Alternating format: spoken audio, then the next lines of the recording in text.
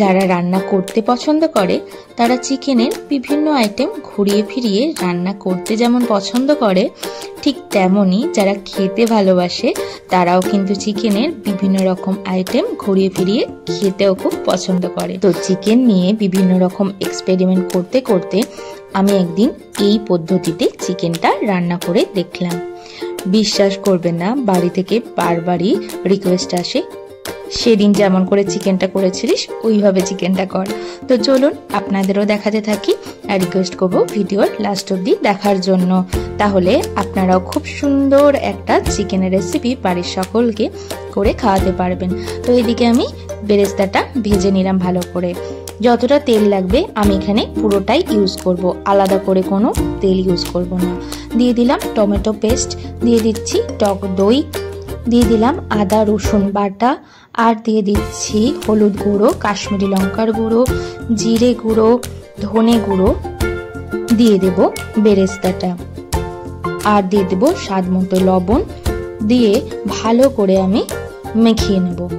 এরপরে আমি যে বেরেস্তা ভাজা যে তেলটা সেটা দিয়েও আমি ভালো করে মাখিয়ে নিয়ে মোটামুটি 1.5 থেকে 2 ঘন্টা মতো ম্যারিনেট করে রেখে দেব। আর হ্যাঁ, আমি চিকেনটা এখানে 1 কেজি নিয়েছি। আপনারা আপনাদের যতটা পরিমাণ লাগবে সেই অনুযায়ী মশলাগুলো কম বেশি করে নেবেন। বেরেস্তাটা আমি আগে এই কারণেই ভেজে নিয়েছিলাম, তেলটা যাতে একটু ঠান্ডা হয় আর ভালো করে যাতে আমি মেখে নিতে পারি। তো ম্যারিনেট করে রেখে দিয়েছি। 1.5 থেকে 2 ঘন্টা পরে ফিরে এসে দেখুন এখনই মনে হচ্ছে রান্নাটা হয়েই গেছে। এরপরে কড়াইতে কোনো কিছু ফোড়ন দেওয়ার দরকার নেই, শুধু ম্যারিনেট করা চিকেনটা ঢেলে দিলাম। এইভাবেই আস্তে আস্তে ঢাকা দিয়ে দিয়ে রান্না করতে থাকুন।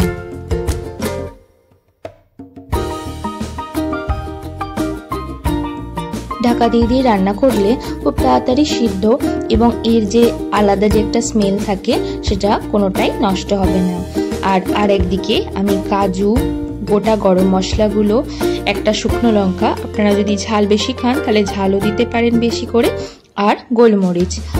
মোটামুটি চিকেনটা যখন 80% মতো কুক হয়ে যাবে তখন আমি এই পুরো বাটাটা দেব। কাজুটা প্রথমে না দেওয়াটাই ভালো, কারণ কাজু দিলে নিচটা ভীষণভাবে লেগে যায় এবং অনেকটা বেশি নাড়তে হয়, তো চিকেনগুলো ভেঙে যাওয়ার একটা চান্স থাকে।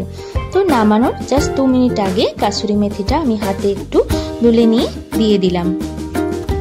ব্যাস হয়ে গেল আজকের এই চিকেনের দুর্দান্ত রেসিপি। চিকেনের এই রেসিপিটার কি নাম রাখা যায় বলুন তো? তো ভেবে অবশ্যই কমেন্ট করে জানাবেন, এবং রান্না করতেও ভুলবেন না।